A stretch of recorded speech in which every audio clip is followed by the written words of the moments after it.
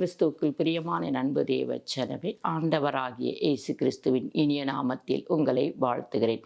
வார்த்தை என்ற மன்னா பகுதியில் உங்களை சந்திப்பதில் மிக்க மகிழ்ச்சி அடைகிறேன். ஏசாயா 38 5வது வார்த்தையை வாசிப்போம். உன் விண்ணப்பத்தை கேட்டேன், உன் கண்ணீரை கண்டேன். ஹல்லேலூயா. ஆண்டவர் சொல்லுகிறார். பார்த்தீங்களா, இன்றைக்கு இந்த நாளில் உங்களுக்கு அழகாய் கொடுக்கப்பட்ட வார்த்தை, உன் விண்ணப்பத்தை கேட்டேன், உன் கண்ணீரை கண்டேன் சொல்லுகிறார்.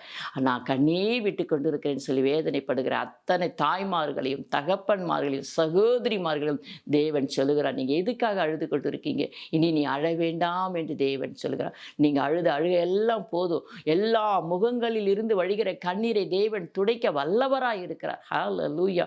அவருடைய சமூகத்துக்கு வந்து அப்பாவோட கரத்தில் நீங்கள் ஒப்பு கொடுங்க. அப்பான்னு சொல்லி நோக்கி கூப்பிடுங்க. வலி தாங்க முடியாமல் இன்னைக்கு அநேக தேவ பிள்ளைகள் கண்ணீரோடு இருக்கிறாங்க. வலி வேதனை தாங்க முடியாமல் இன்னும் அந்த ஹாஸ்பிட்டலில் படுக்கையில் இருக்கிறாங்க. வலி தாங்க முடியலையேன்னு சொல்லி அந்த பிள்ளைகளும் அழுறாங்க. அதன் மித்தம் தாய்மாரும் தகப்பன்மாரும் அழுது கொண்டு இருக்காங்க.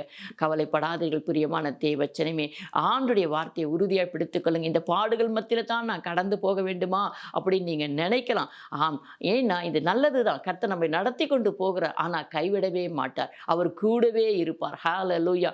இந்த பாடுகள் மத்தியில் நாம் மாத்திரம் பாடுபடவில்லை, நம்மோடு கூட சேர்ந்து தேவனும் பாடுபடுகிறார். நான் வியாதி என்ற படுக்கையில் இருக்கிறேனே, என் சரீரம் ரொம்ப பலவீனமாக இருக்கிறதே, என் சரீரத்தில் அங்கங்கே வலிகளும் வேதனைகளை என்னை குத்தி கொண்டு இருக்கிறதே என்று சொல்லி நீங்கள் கண்ணீரோடு இருக்கிறீர்களா? கவலைப்படாதீர்கள். சில பேர் சொல்லியிருக்கீங்க, என்னுடைய மகளுக்கு பிசாசு பிடித்திருக்கு அப்படின்னு, அந்த பிள்ளையின் மித்தம் நான் வேதனைப்படுகிறேன் என்று சொல்லியிருக்கிறீங்க. பிரியமான தேவச்சனமே, இன்றைக்கு ஆண்டவர் உங்களை பார்த்து சொல்லுகிறார், உன் விண்ணப்பத்தை கேட்டேன், உன் கண்ணீரை கண்டேன் என்று சொல்லுகிறார். வியாதி படுக்கையில் இருக்கிற பிள்ளைகளை கர்த்தர் உங்களை சுகமாக்குவார். உங்களுக்கு ஆரோக்கியத்தை கட்டளையிடுவார். அந்த வார்த்தையை பிடித்துக் கொள்ளுங்க. பேசும்போது விசுவாசமான வார்த்தையை அறிக்கை பண்ணுங்க. பிரியமான தேவச்சனமே, அதுதான் தேவன் நம்ம இடத்துல எதிர்பார்க்கா. நீ விசுவாசிக்கிறாயா என்று கேட்கிறார். ஆமா ஆண்டவரே, நான் விசுவாசிக்கிறேன். நீங்க என்னை சொஸ்தமாக்குவீங்க, நீங்க என்னை ஆரோக்கியமாக்குவீங்க, நீங்க இந்த வியாதியின் படுக்கையிலிருந்து மாற்றி போடுவீங்கன்னு நான் விசுவாசிக்கிறேன் ஆண்டவரே நீங்க சொல்லும் போது கர்த்தர் உங்களுக்கு பரிபூர்ணமான சுகத்தை கொடுப்பார். பரிபூர்ணமான ஆயுசு நாட்களை உங்களுக்கு கூட்டி கொடுப்பார். என் பிரியமான தேவச்சனமே, எசேக்கியேல் அப்படித்தானே இந்த இடத்துல ஜெபித்தார் என்று நம்ம வாசிக்கிறோம். அதனால தானே அவர் 15 ஆண்டுகளை தேவன் அவருக்கு கூட்டி கொடுத்தார். அப்படித்தான் உங்களுக்கும் செய்ய அவர் விரும்புகிறார். நம் செய்த நன்மை தீமை அவருடைய சமூகத்தில் இருக்கிறபடினால் நம்ம நன்மை செய்வோம். விசுவாசமான வார்த்தைகளை கர்த்தருடைய சமூகத்தில் ஒப்பு கொடுத்து ஜெபிக்கும் பொழுது கர்த்தர் நமக்கு நன்மை செய்வார். ஆயுசு நாட்களை கூட்டி கொடுப்பார். கண்ணீரை துடைப்பார். படுக்கையை மாற்றி போடுவார். சரீரத்தில் காணப்படுகிற பலவீனங்களை நீக்கி நம்மளை பலவானாய் மாற்றுவார். என் பிரியமான தேவச்சனமே, ஆனால் ஒன்னே ஒன்று புரிந்து கொள்ளுங்கள், ஆண்டவருக்கு எல்லாமே லேசான காரியம்தான்.